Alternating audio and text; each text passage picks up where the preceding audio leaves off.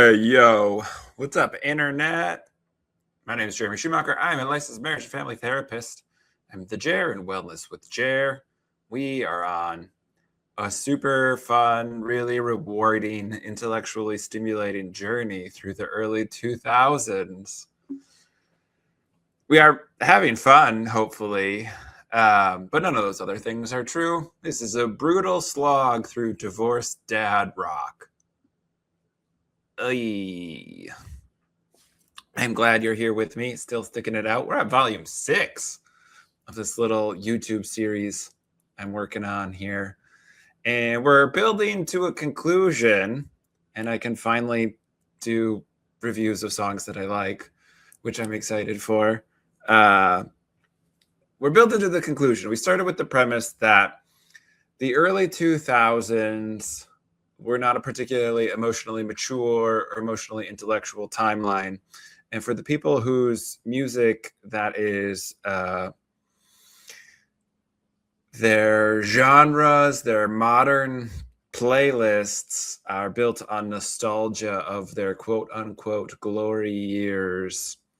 If their musical interests peaked around this time, it explains a lot about how we got to the modern manosphere, where a pedophile in chief who likely has lost control of his bowel movement years ago is somehow seen as masculine with his coiffed hair hiding his very obvious bald spots and his really bad orange makeup. You know, if that's masculinity, gender constructs are always stupid, but gosh, that's a real stupid one to stick your flag in. So yeah, we're looking at how early 2000s butt rock may have led to, not directly, but led to space where the modern manosphere is filled with grifters and idiots galore, because 2000s butt rock did not give us much to think about, reflect on, grow from, be curious about. There's really no growth potential here. And again, if you were in college, in high school, coming of age, whatever that means, when this music was coming up, and you are like, Nickelback is still a bop, you might have voted for a Republican. That's all I'm saying. Now, I try to have space for people who might like this music purely on nostalgia. You got your first kiss to this song. That's really sad. I hope that's not true. I don't know. You threw the winning touchdown pass. You graduated high school. You earned your degree. You moved out for the first time. I don't know. You got a car, driver's license, whatever the fuck was going on in 2002. And you are like locked in on this because it makes you feel a certain way. I can sort of hold space for that. You have terrible taste in music, and that doesn't mean you're a bad person and that people should judge you. It just means that you should not share musical recommendations with the people, because most people will not like them. So there's a lot of people have bad musical taste. Look at what is popular. I'm doing such a long preamble because I have no joy in my heart to review another Creed song. Internet, what are we doing? Yes, it's my YouTube channel and I can do what I want with it, but also song reviews tend to be the most evergreen content I can put on the internet. And also, I don't know, I'm not chasing clicks. I thought this would be more fun than it was. It was fun. I had a lot of fun doing some obscure songs. Now I have to do popular songs. And I am regretting my choices. So this is the second Creed song I'm doing a review of. If you would like my take on Creed in my personal life, you can go find the review I did of the song Higher by Creed, which is a little bit more about religious trauma. And also I share some funny anecdotes growing up fundamentalist and getting in trouble for listening to Creed because we're that fundamentalist. Today we're going to do My Sacrifice. It's not a good song. And like, I don't know, Creed still tours. Like mid-level arenas. They're not selling out huge arenas. But in 2026, when I'm recording this, Scott Stapp's on tour somewhere and people are paying real American dollars to see him. It really explains a lot about where we're at. You know, that is, again, the take home of this series is perhaps we could have done more in the early 2000s to not be where we're at today. So while Scott Stapp wants to feel like he's really important, this is all of our sacrifices together here, having to listen to his music. My Sacrifice by Creed.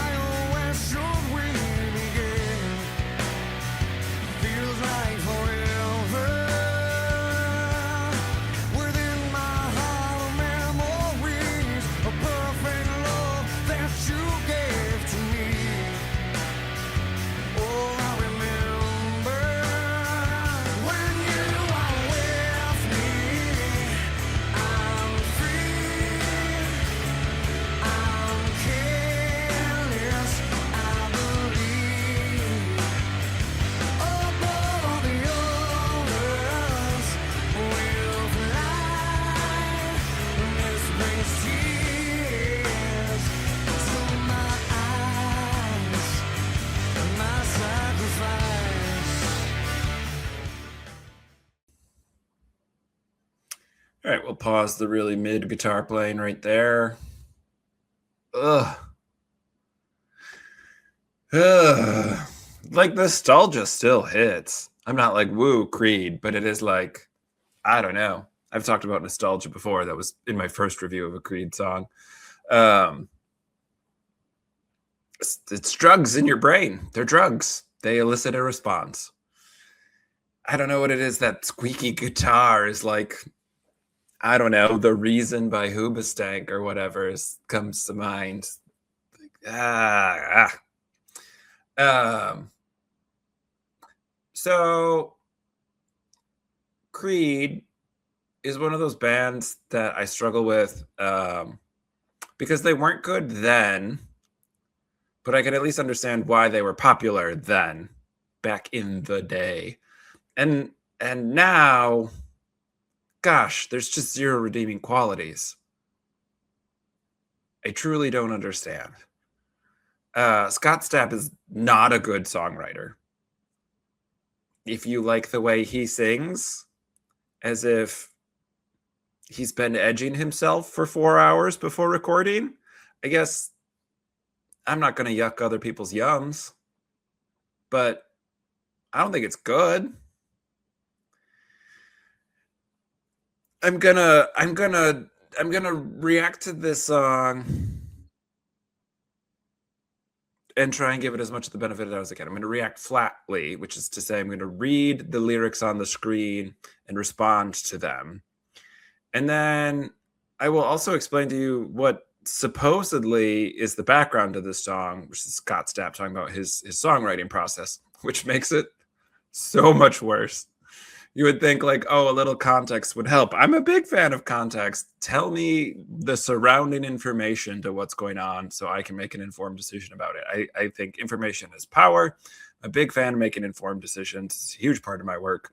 And golly, sometimes the more context you get, the worse the decisions become. Hello, my friend. We meet again. It's been a while. Where should we begin? Okay, like you're on the boardwalk, you're at Navy Pier, you're at a sports game, whatever, you bump into someone. The song is written as if you're seeing your ex. And okay, like it's so uncomfortable that perhaps you're bumping into your ex with your new partner and you know your new partner's insecure about it. Cuz it's like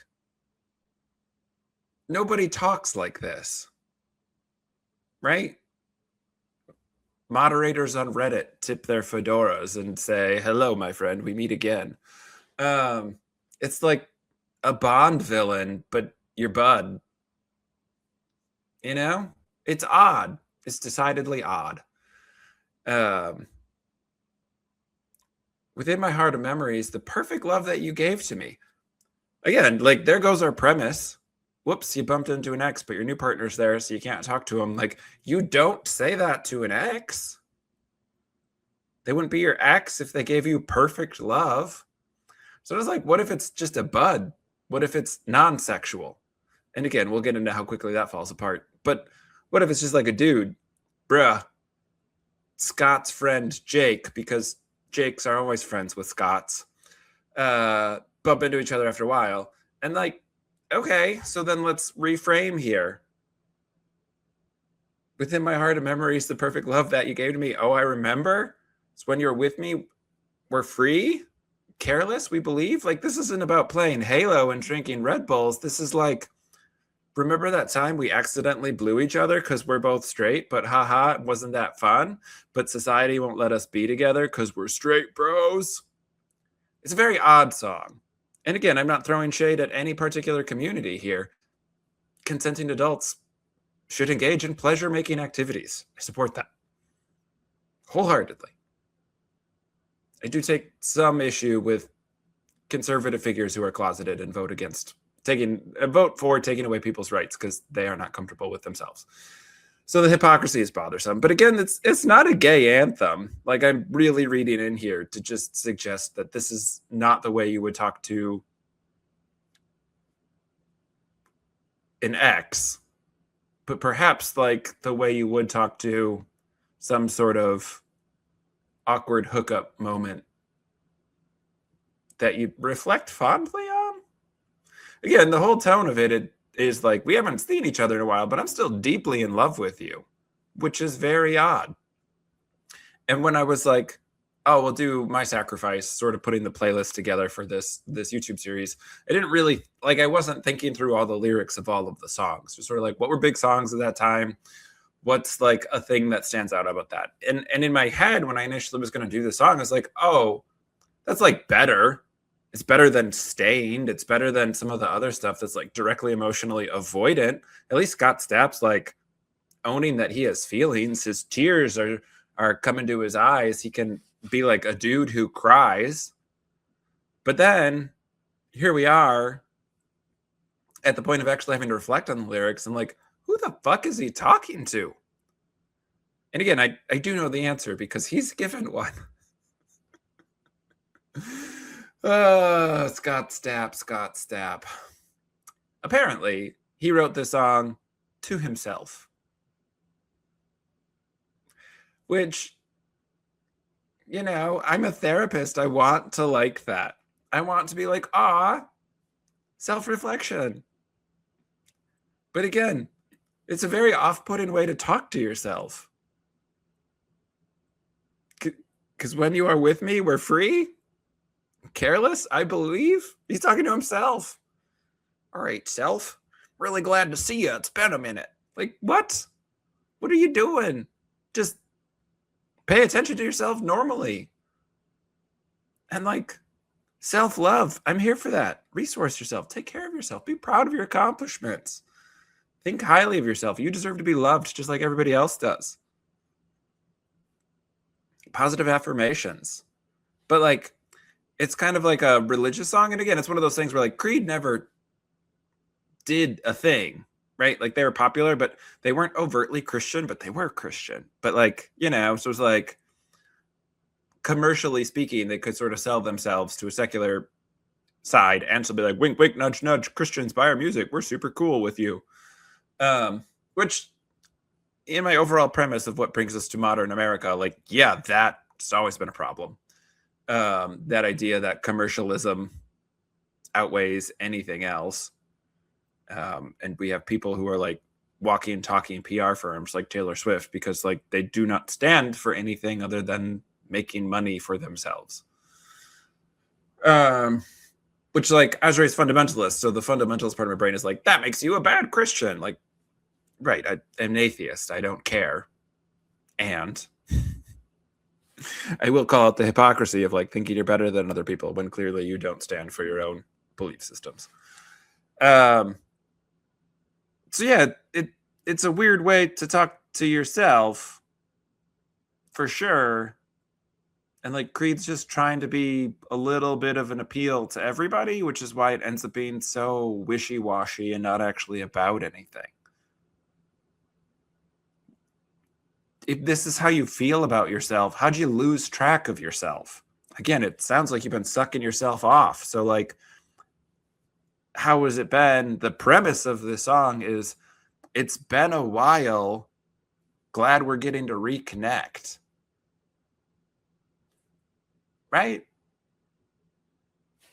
And then the sacrifice doesn't make any sense. What is he sacrificing if it's about himself? I'm so moved by reconnecting to you, self, that it makes me sad that I can't do that all the time. Is that what he's sacrificing? His connection to self? Because who's in charge of that? Him. What the fuck are we doing? I didn't need to review a Creed song today. Let's see if verse 2 makes it any better, he said, pretty sarcastically, knowing that it wasn't going to.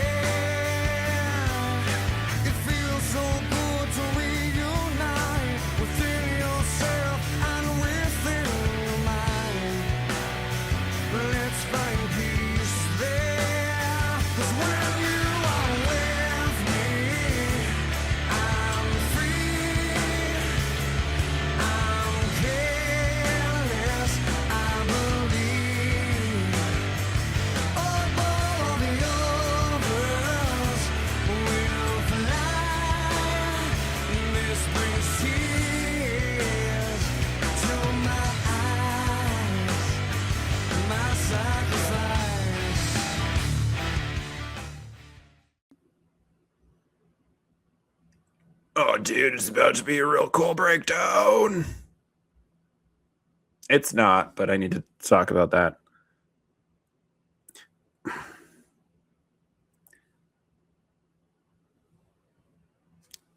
I work with people professionally about their self-talk. It's not all I do. It's not a thing I market or advertise. It's not a core principle of how I work.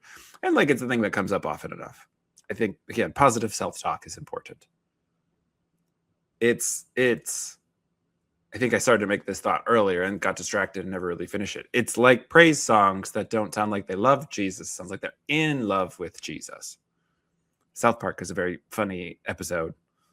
I don't know how South Park has held up. I think it's still on, but classic old school South Park has an episode about the South Park kids starting a Christian rock band where their lyrics are overtly sexual about Jesus because they're in love with him. And like, that's what this is. This isn't positive self-talk. This is self-love, like big time, you know? self-fellatio. Um, a whole genre of divorced dad rock, of auto-erotica, Creed music. It's just Creed. And again, in my head, sort of going off of like what I remember about this song, it was like, at least it can own its emotions. I don't remember it being so weird. So weird. And I think when you spend time away from stuff, it's not just the nostalgia hit. It just wraps a religious trauma retreat. And there's things that I've been out of the church long enough where I'm reminded about certain things. I'm like, oh yeah, we did that. And like, oh my gosh, that's so bizarre. It's so odd. How did I like grow up in an environment where we thought that was just normal? And sometimes when you're far enough away from something, you can like zoom out and be like, what? Why doesn't that set off any alarm bells about how odd that is? I say that as like a neurodivergent person who does not always hit social cues. I'm like at least aware of it. So weird. And I can't even be like, but at least this part is good. Feels so good to like reconnect with yourself. Then stop not paying attention to yourself. It doesn't make you a narcissist to like check in with yourself. And again, as a neurodivergent person as well, like it's odd to me that there are people out there who like don't have an internal dialogue. I just sort of have an internal commentary that never shuts up. It's my ADHD. It's very difficult for me to find things that my brain can just turn off. So like, you know, maybe Scott Stapp's somebody who doesn't have an internal dialogue. And when he finds it, it is really orgasmic, apparently. That does seem a little narcissistic in sort of the mythical sense of like somebody who fell in love with their appearance and couldn't leave the pond or the fountain that they saw their reflection in. Like, yeah, it's a little above and beyond what we talk about, like self-love, self-care. It's a bit much. But again, like in the context of like, why are you losing sight of yourself so often? Control your controllables is probably a mantra I use the most in therapy. And it's you're controllable. Not everything about yourself. We don't control our thoughts. We don't control our feelings, but we do control our actions. And we can certainly get better about controlling more of our thoughts and feelings, and being able to feel like we can direct or at least redirect them with some intention. And that's lovely. And that's growth. But again, like that's not what the song's about. The song seems to be genuinely surprised at bumping into your own brain and then being like, oh yeah, I love this about myself. And it's weird. It's not empowering. It's random. He didn't do this. He's not like meditation is great. Everybody should do yoga. I'm Scott Stapp, super cool guy. I've played at the Dallas Cowboys Stadium for a halftime show. Listen to me. I know what's up. I care about mental health. Like, that's not what this is. This is like, do you ever just like get in a groove with your brain and just like really love yourself? It's like an idiot stoner who like has discovered self-awareness and like in a way that they're not going to reflect or learn or grow to make that a part of their life. They're just going to think it's super random. Bro, it's another full moon. Isn't that weird? Like, no, it's not fucking weird. It happens every 28 days. You're just a dumbass. You know, pay attention to yourself. But who's driving? If you're not paying attention to yourself, who's driving your own ship? You're just offloading that to other people, expecting them to take care of you? You pompous rock star asshole.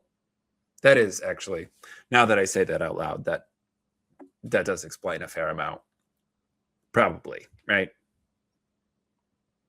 Certain celebrities, especially musicians who attain a high degree of fame early in life, are are sort of pompous asshole rock stars, and they do have managers and PR people and everybody to take care of them. So we maybe stumbled on. Here we are. This is why I do this, right? Verbal processing. I don't follow a script. This is me shooting from the hip. It's not an excuse, you know? I'm just trying to not be mad about it. I'm trying not to be mad that these are the people we reward in society. I'm also judging myself for being like, I used to think this went hard. Let's listen to this cup of cooked carrots guitar solo.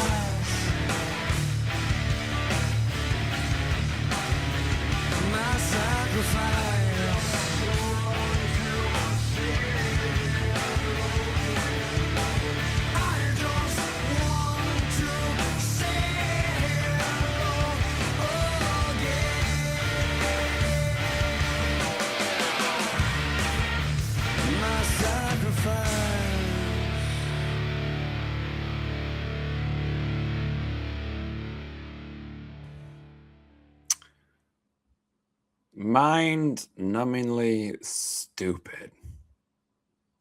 Hey, brain. Just wanted to say hello again. You know, when you and I work together, we're unstoppable. We can fly higher than everyone else, brain. If I could just remember that you existed. Why was this band popular?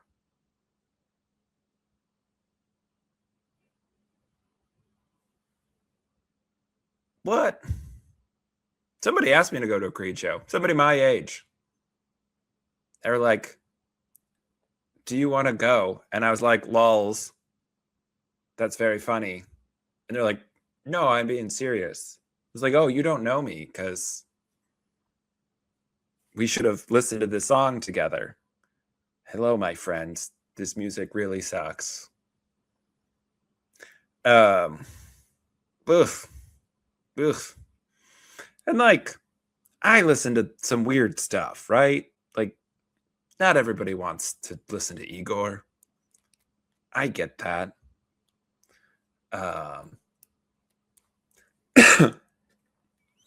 But like, Queens of the Stone Age can go hard, right?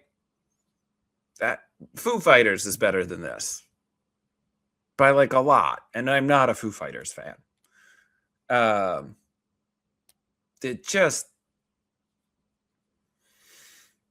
I get it that you don't have to like listen to Opeth or fucking Archspire. You know, if the band you're listening to's band name is written in a legible font, like that's okay. And this is bad music. The lyrics are bad. There's nothing exciting about it. It is just patently emotionally manipulative. Let's do this light, soft music so that it feels like it's about something, and then we'll do the soaring vocals, and then listen to this one drum kit come in and be like, oh, that's so rad. It's like, I don't know. It's not a lot going on. I love a wall of sound. Sign me up for Archspire, Led Zeppelin, right? A wall of sound. This is not that. And I can do like experimental nonsense too, but like give me an interesting hook. Again, another like wall of sound type band, but like The Who. They have a concept album about pinball. Yoshimi Battles Pink Robots isn't hard. It's a concept album about robots taking over the world and fighting them off with karate. Sufjan Stevens is 10-ply, right? Super soft. It's multiple concept albums about different states. If you're not hard, if you're not interesting musically, then be interesting with your lyrics. And if you're not either, I don't know, this is what we're having AI music train itself on and replicate. That's why we're so much dumber.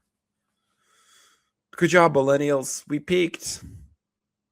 And not in the way that like millennials who think this is good music and still wear their Letterman jacket while they listen to it peaked, but like society. Individual needs were met and high level of education. Highest point, those two things were ever going to be at the same time, apparently. It just makes me want to go bonk my head against my microphone, but that's not pleasant for you, the listener. You know, I listened to this morning. I listened to a concept album about Bill the Pony from Lord of the Rings. And it was moving. It made me really sad. A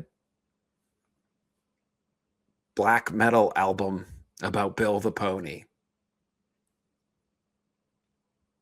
And I didn't even think it was mixed that well, right? I could be critical of that album. But at least it was interesting.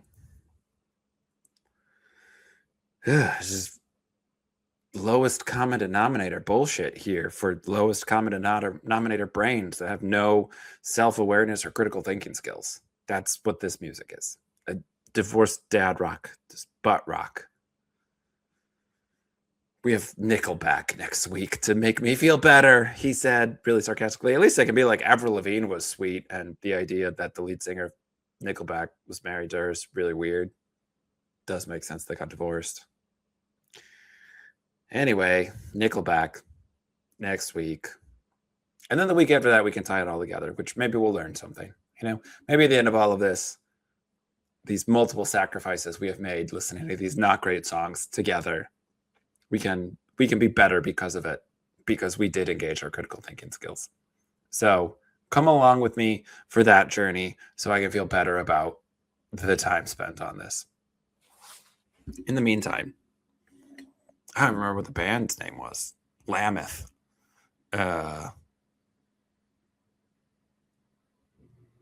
We might do a review of that whole Build the Pony album. But, you know, if you're looking for something good.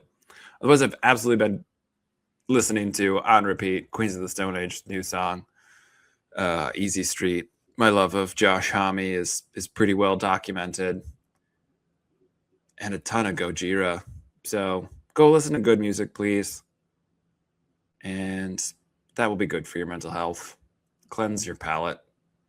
Take care of yourself. Take care of somebody else. We'll be back next week with some Nickelback. But which song? Find out next week. Peace.